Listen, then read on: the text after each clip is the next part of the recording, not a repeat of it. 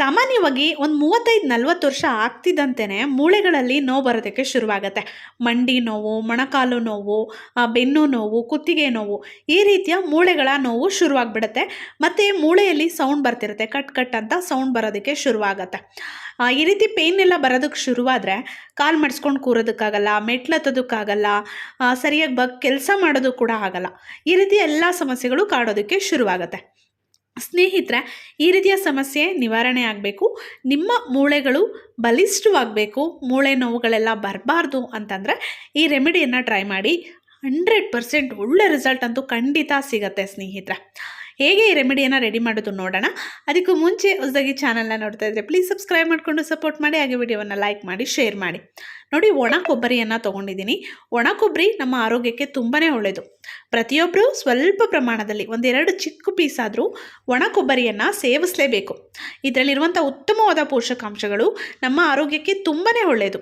ಬರೀ ಮೂಳೆಗಳ ನೋವಿರೋರ್ಗಷ್ಟೇ ಅಲ್ಲ, ಕ್ಯಾಲ್ಶಿಯಂ ಕೊರತೆ ಇರೋರ್ಗಷ್ಟೇ ಅಲ್ಲ, ಬಂಜೇತನ ಇರೋರಿಗೆ, ಮಕ್ಕಳಾಗದೇ ಇರೋರಿಗೆ, ಮಧುಮೇಹ ಇರೋರಿಗೆ, ಅಜೀರ್ಣ ಸಮಸ್ಯೆ ಇರೋರಿಗೆ ಎಲ್ರಿಗೂ ಒಳ್ಳೆಯದು ಸ್ನೇಹಿತರೆ. ನೋಡಿ, ಸ್ವಲ್ಪ ಪ್ರಮಾಣದಲ್ಲಿ ಚಿಕ್ಕದಾಗಿ ಕೊಬ್ಬರಿಯನ್ನು ಪೀಸ್ ಮಾಡಿ ತೊಗೊಂಡಿದ್ದೀನಿ. ನಂತರ ಗಸಗಸೆಯನ್ನು ತೊಗೊಳ್ತಾ ಇದ್ದೀನಿ. ಗಸಗಸೆ ಕೂಡ ನಮ್ಮ ಆರೋಗ್ಯಕ್ಕೆ ತುಂಬಾ ಒಳ್ಳೆಯದು ಸ್ನೇಹಿತರೆ. ಇದು ಅಷ್ಟೇ ನಮ್ಮ ಮೂಳೆಗಳನ್ನು ಬಲಿಷ್ಠಗೊಳಿಸುತ್ತೆ, ರಕ್ತಹೀನತೆಯನ್ನು ನಿವಾರಣೆ ಮಾಡುತ್ತೆ, ಉತ್ತಮವಾದ ಕ್ಯಾಲ್ಶಿಯಂ ಇದೆ. ನಂತರ ನಾನು ಬಿಳಿ ಎಳ್ಳನ್ನು ತೊಗೊಂಡಿದ್ದೀನಿ. ಬಿಳಿ ಎಳ್ಳಲ್ಲೂ ಉತ್ತಮವಾದ ಕ್ಯಾಲ್ಶಿಯಂ ಇದೆ. ಪ್ರತಿದಿನ ಒಂದು ಚಿಕ್ಕ ಟೇಬಲ್ ಸ್ಪೂನಷ್ಟು ಎಳ್ಳನ್ನು ತಿಂದರೆ ಸಾಕು. ನಿಮ್ಮ ಮೂಳೆಗಳು ಸ್ಟ್ರಾಂಗ್ ಆಗುತ್ತೆ, ನಿಮ್ಮ ದೇಹಕ್ಕೆ ಬೇಕಾದಷ್ಟು ಕ್ಯಾಲ್ಶಿಯಂ ಸಿಗುತ್ತೆ. ನಂತರ ಮಕಾನವನ್ನು ತೊಗೊಂಡಿದ್ದೀನಿ. ಮಕಾನದಿಂದ ಕೂಡ ನಮ್ಮ ದೇಹಕ್ಕೆ ಉತ್ತಮವಾದ ಶಕ್ತಿ ಸಿಗುತ್ತೆ, ನಮ್ಮ ಮೂಳೆಗಳಿಗೆ ಬೇಕಾದಷ್ಟು ಕ್ಯಾಲ್ಶಿಯಂ ಸಿಗುತ್ತೆ. ಮೂಳೆಗಳನ್ನು ಬಲಪಡಿಸುವಂತಹ ಎಲ್ಲ ಪದಾರ್ಥಗಳನ್ನು ನಾನಿಲ್ಲಿ ತೊಗೊಂಡಿದ್ದೀನಿ ಸ್ನೇಹಿತರೆ. ನೋಡಿ, ಸ್ವಲ್ಪ ಕೊಬ್ಬರಿಯನ್ನು ನಾನು ಕಟ್ ಮಾಡಿ ತೊಗೊಂಡಿದ್ದೀನಿ. ನಂತರ ಗಸಗಸೆ ಜಾಸ್ತಿ ಪ್ರಮಾಣದಲ್ಲಿ ಏನು ಬೇಕಾಗಲ್ಲ, ನಮಗೆ ಅರ್ಧ ಟೇಬಲ್ ಸ್ಪೂನ್ ತೊಗೊಂಡ್ರೆ ಸಾಕಾಗುತ್ತೆ. ನಂತರ 1 ಚಮಚ ಎಳ್ಳನ್ನು ತೊಗೊಳ್ತಾ ಇದ್ದೀನಿ. ನೋಡಿ, ಒಂದು ಮುಷ್ಟಿಯಲ್ಲಿ ಹಿಡ್ಕೊಂಡ್ರೆ ಎಷ್ಟು ಬರುತ್ತೋ ಮಕಾನ, ಅಷ್ಟು ಮಕಾನವನ್ನು ತೊಗೊಳ್ತಾ ಇದ್ದೀನಿ.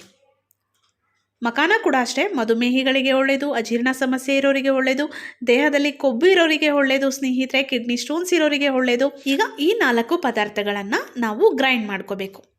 ಒಂದು ಜಾರಲ್ಲಿ ಹಾಕ್ಬಿಟ್ಟು ಎಷ್ಟು ನೈಸಾಗಿ ಗ್ರೈಂಡ್ ಮಾಡೋದಕ್ಕೆ ಸಾಧ್ಯನೋ ಅಷ್ಟು ನೈಸಾಗಿ ನೀವು ಗ್ರೈಂಡ್ ಮಾಡ್ಕೊಳ್ಳಿ. ಎಷ್ಟಾಗುತ್ತೋ ಅಷ್ಟು ನೈಸಾಗಿ ಮಾಡ್ಕೊಳ್ಳಿ. ನೋಡಿ, ಈಗ ಗ್ರೈಂಡ್ ಮಾಡಿ ಆಗಿದೆ. ನೋಡಿ, ಈಗ ಪೌಡರ್ ರೆಡಿ ಆಗಿದೆ. ಇದನ್ನು ನೀವು ಒಂದ್ಸಲ ಮಾಡಿ ಬೇಕಿದ್ರೆ 1 ವಾರದವರೆಗೂ ಇಟ್ಕೊಳ್ಬೋದು. 1 ವಾರ ಪೂರ್ತಿ ನೀವು ಬಳಸ್ಬೋದು. ವಾರಕ್ಕೊಂದ್ಸಲ ನೀವು ಇದನ್ನು ರೆಡಿ ಮಾಡಿಕೊಂಡ್ರೆ ಸಾಕು.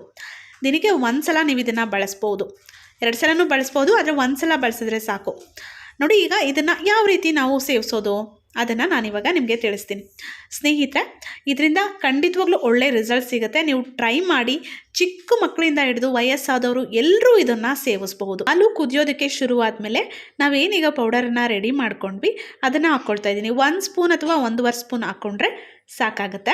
ನಂತರ ಇದನ್ನು ಒಂದು 5 ನಿಮಿಷ ಕುದಿಸ್ಕೊಳ್ಳೋಣ. ನಂತರ ಇದಕ್ಕೆ ನಾನು ಬೆಲ್ಲವನ್ನು ಹಾಕ್ಕೊಳ್ತಾ ಇದ್ದೀನಿ. ನೀವು ಬೆಲ್ಲನಾದರೂ ಹಾಕೋಬಹುದು, ಕಲ್ಸಕ್ಕರೆನಾದರೂ ಹಾಕೋಬಹುದು, ಅಥವಾ ಮಧುಮೇಹ ಇದೆ, ನಾವು ಸೇವಿಸೋದಿಲ್ಲ ಬೆಲ್ಲ, ಕಲ್ಸಕ್ಕರೆ, ಸಕ್ಕರೆ ಏನನ್ನು ತಿನ್ನಲ್ಲ ಅಂದರೆ ಹಾಗೆ ಬೇಕಿದ್ದರೂ ಕುಡಿಬಹುದು. 5 ನಿಮಿಷ ಹಾಲನ್ನು ಚೆನ್ನಾಗಿ ಕುದಿಸ್ಬಿಟ್ಟು ನಂತರ ನೀವು ಇದನ್ನು ಕುಡೀರಿ.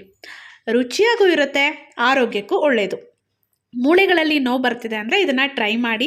ಹಾಗೆ ಕೆಲವರು ಕೈ ಮುರ್ಕೊಂಡಿರ್ತಾರೆ, ಕಾಲು ಮುರ್ಕೊಂಡಿರ್ತಾರೆ, ಈ ರೀತಿ ಏನೋ ಮೂಳೆಗೆ ಸಂಬಂಧಪಟ್ಟ ಏನೋ ತೊಂದರೆಗಳು ಉಂಟಾಗಿರುತ್ತಲ್ಲ, ಅವರು ಇದನ್ನು ಸೇವಿಸಿದ್ರೆ ತುಂಬ ಬೇಗ ಗುಣ ಆಗಿಬಿಡ್ತಾರೆ ಅವರು.